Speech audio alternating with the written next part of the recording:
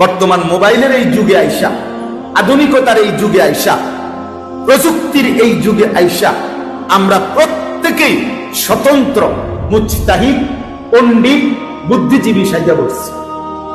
আমরা মুসিবতে পড়ছি এই কারণে, আমলের দিকে ফেরানো যায় কম।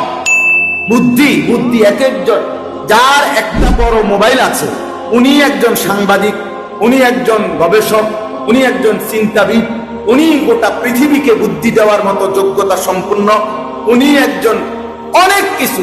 ওনার টাইটেল লিখতেও বহুত সময়। কেন এত মহান যোগ্যতা, এত অগাধ যোগ্যতা আপনার আসলো থেকে? ওই 12,000 টাকার এই অ্যান্ড্রয়েডের বরকত। এই এক জিনিস ওনাকে মহাজ্ঞানী বানায়।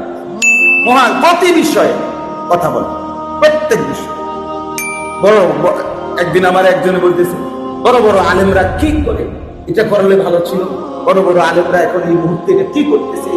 পরে আমি বললাম যে ভাই, আমি ব্যক্তিগত খরচ দেব, লাইভ করব, ক্যান্টনমেন্ট আমাদের কুমিল্লা একেবারে মাঝখানে, যেখানে 3 রাস্তার মোড়টা, এই মাঝখানে দাঁড়াইয়া আপনি এটা কত কইবেন যে কি করা উচিত। বড় আলেমরা যেটুকু বুঝতে পারতে, সত্যি বলছি, বড় আলেমরা যেটুকু পারতেছে না বুঝতে, বিষয়টা যাতে এই মুহূর্তে আপনি বুঝছেন, আপনি কদ্দুর কোন আমি লাইভে জাতিকে জানাই। এরপরে আমার কথা শুনবো কে? আমি তো এই ফাউ আলাপ কেন করে ফাইজলামির জায়গা পারলাম। তোমার কথা কি, তোমার কথা কেউ শুনবে না, তুমি এটা বুঝো না।